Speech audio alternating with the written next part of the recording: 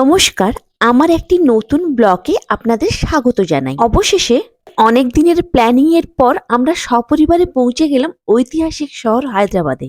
Train হায়দ্রাবাদে পৌঁছানোর পর আমরা অটো করে আমাদের বুক করা রুমে চলে আসি। আমাদের হোটেলের নাম ছিল ওরিশ বাসেরা।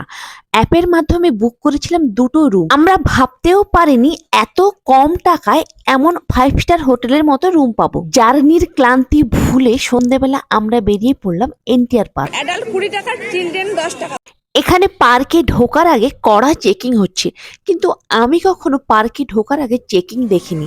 তবে এই চেকিং এর কারণটা পরে বুঝতে পেরেছি। পার্কের ভেতরে গেলেই বুঝতে পারবেন পার্কের সৌন্দর্য অতীব সুন্দর, আর রাতের আলোয় আরো বেশি ঝলমল করছে। আর সে তুলনায় টিকিটের মূল্যটা খুবই সামান্য।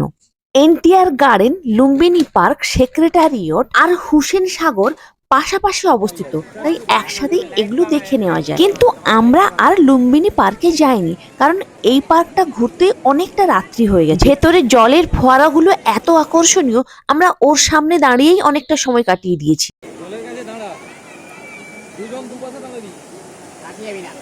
কাছে যাবি না? ওদের দুজনকে দাঁড় করিয়ে একটা সুন্দর মুহূর্ত ক্যাপচার করার চেষ্টা চলছে। দাঁড়াও। ভেতরে এই রাস্তাটা ছিল একটু অন্যরকম, আলো আঁধারি আর কেমন যেন গা ছমছমে। এখান থেকে ডক্টর বি.আর. আম্বেদকরের মূর্তিটা পরিষ্কারভাবে দেখা যায়। এটাকে এমনি দেখলে একটা বট গাছের মতোই মনে হচ্ছে, কিন্তু তারপরে দেখলাম এর গেটটা খুলে গেল আর এর ভেতরে হন্টেড হাউস। আমরা টিকিট কেটে ওই শোটা দেখেছিলাম। হন্টেড হাউস থেকে এক্সিটের সময় দেখি বাচ্চাদের জন্য এরকম ফ্রি রাইডস গুলো চলছে। বাচ্চারা এখানে ছুটে দৌড়ে বেড়াচ্ছে, একবার ওপরে উঠছে একবার নামছে। এনটিআর গার্ডেনের মধ্যে অনেক খাওয়ার দোকান আছে, কিন্তু দামটা একটু বেশি। আমরা বাইরে বেরিয়ে ওখানে ভুট্টা সেদ্ধ খেয়েছিলাম। ওখানে একটা জিনিস খুব চোখে পড়ার মতো, সেটা হচ্ছে সেদ্ধ ছোলার চাট। আরেকটা জিনিস আপনাদের বলে রাখি, সেটা হচ্ছে র্যাপিডো বুক করে আপনারা চলাফেরা করলে অনেক কম পয়সায় যাতায়াত করা যাবে। আমরাও জানতাম না। ট্রেন থেকে নেমে অটো ভাড়া করে যখন আমরা হোটেলে আসি তখন অনেক ভাড়া নিয়েছি, কিন্তু এনটিআর গার্ডেনের সামনে এক বাঙালি ভদ্রলোকের সঙ্গে দেখা হতে উনি বললেন র্যাপিডো বুক করুন, অনেক কম পয়সা হয়ে যাবে। তারপর থেকে দেখছি সত্যি আমাদের সেটা কাজে লেগেছে।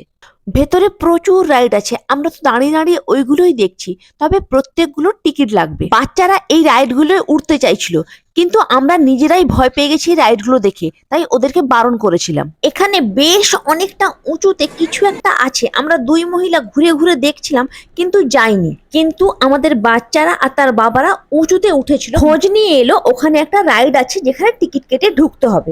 এই দেখুন জল আর আলোর ফোয়ারাটা কি দুর্দান্ত। ওখান থেকে বেরিয়ে আমরা হালকা খাবার খুঁজছিলাম, যেমন মশলা মুড়ি এই জাতীয় কিছু, কিন্তু সেটা হাতের কাছে সহজে পাওয়া সম্ভব নয়। আমাদের এতটাই খিদে পেয়েছিল, শেষমেশ সেক্রেটারিয়েটের উল্টো দিকে লুম্বিনী পার্কের সামনে অনেক দোকান বসেছিল, ওখান থেকে এগ বিরিয়ানি কিনে খাই। এগ বিরিয়ানির খাওয়ার পর আমাদের সবারই পেটের সমস্যা দেখা দেয়। আমাদের এখানে রাস্তার ধারের বিরিয়ানি গুলো কিন্তু খেতে ভালো হয়, আর ওখানে যে বিরিয়ানিটা ছিল সেটা প্রচন্ড লঙ্কা গুঁড়ো, এত ঝাল আমরা খেতে পারছিলাম না। আর চালগুলো খুব শক্ত শক্ত, এছাড়া কি মশলা দিয়েছে আমি বলতে পারবো না, খেয়ে আমার একদমই ভালো লাগে। আমি আগেই বলেছিলাম যে কেন এত চেকিং হচ্ছে, সেটা পরে বুঝতে পেরেছি। কারণ এই এনটিআর গার্ডেনের একদম গায়েই ছিল এই সেক্রেটারিয়েট। এখানে প্রশাসনিক সমস্ত কাজকর্ম হয়।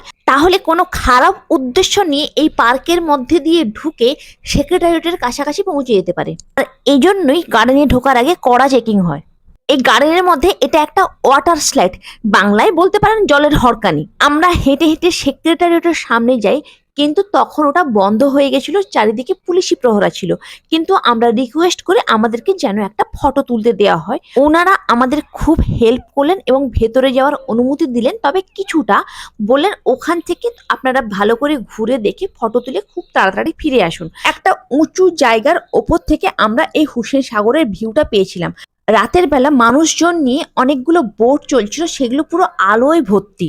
সেক্রেটারিয়েটের সামনের রাস্তাটা প্রচন্ড ব্যস্ত, আমরা অনেকে মিলে জড়ো হয়ে রাস্তাটা পারাপার হয়েছি। বলতে ভুলে গেছিলাম, এর কাছে কিন্তু বিড়লা মন্দিরও আছে। এখানে আমরা কিভাবে বাঙালি খাবার পেলাম ওটা পরের পর্বে বলবো। আমাদের প্রথম দিনের পর্বটা এই পর্যন্তই। আপনারা সুস্থ থাকুন, সাবধানে থাকুন, সঙ্গে থাকুন।